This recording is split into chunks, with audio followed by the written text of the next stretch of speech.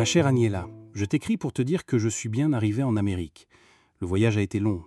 Chicago est une ville immense, pleine de bruit et de fumée, si différente de notre village. J'ai trouvé du travail à l'abattoir. Le travail est dur, mais l'argent est bon.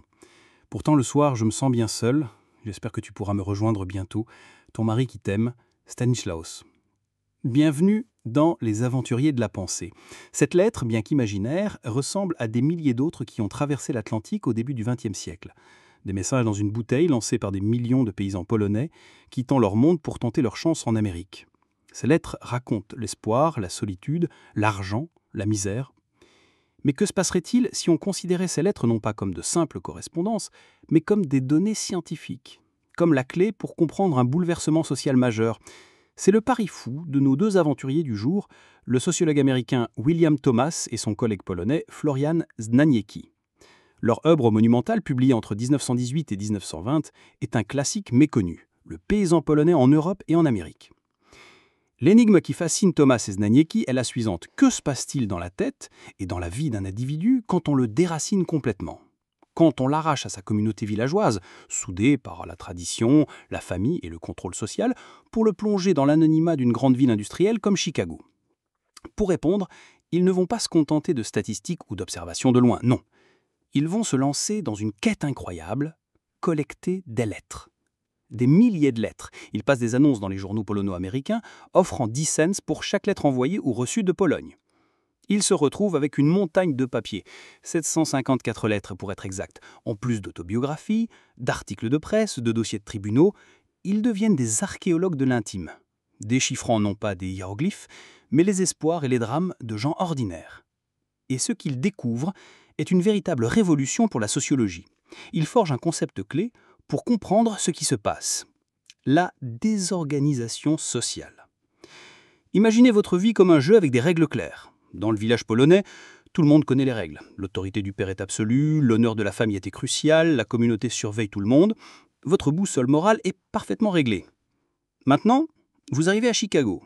Soudain, votre boussole devient folle. L'argent devient plus important que l'honneur familial. Vos enfants qui apprennent l'anglais et les coutumes américaines ne vous écoutent plus. Les voisins ne se connaissent pas, la communauté ne peut plus vous juger. Les vieilles règles ne s'appliquent plus et les nouvelles sont floues. C'est ça, la désorganisation sociale.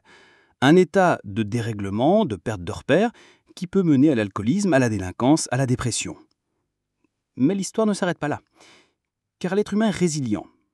Thomas et Znaniecki observent aussi le phénomène inverse, la réorganisation. Face au chaos, les immigrés ne restent pas passifs. Ils créent, ils bâtissent un nouveau monde à partir des débris de l'ancien. Ils fondent leurs propres journaux en polonais, leurs propres églises, des sociétés d'entraide, des clubs. Ils réinventent un sentiment de communauté pour ne pas se noyer dans la masse. Ils ne sont pas juste des victimes de la désorganisation, ils sont aussi les architectes de leur nouvelle vie. L'aventure de Thomas et Znaniecki, c'est d'avoir été les premiers à nous montrer, avec autant de force, que pour comprendre la société, il faut comprendre ce que les gens ont dans le cœur. Il faut écouter leur voix. Ils ont donné à la sociologie une de ses leçons les plus fondamentales. Les faits sociaux n'existent pas sans les définitions subjectives de la situation.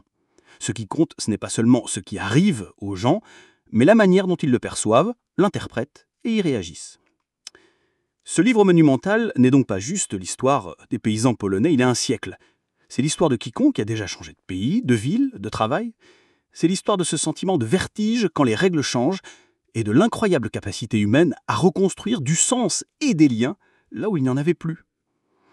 Dans notre prochain épisode, nous resterons dans les rues de l'Amérique émigrée. Mais nous changerons radicalement de méthode. Nous abandonnerons les lettres pour une aventure bien plus risquée, l'immersion totale.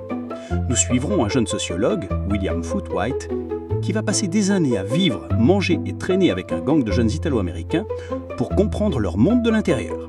Son livre, Street Corner Society, nous montrera que, même dans le ghetto, il a un ordre, une structure et des règles complexes. D'ici là, pensez à toutes les règles qui guident votre vie, sans même que vous y pensiez. Et bien sûr, restez curieux.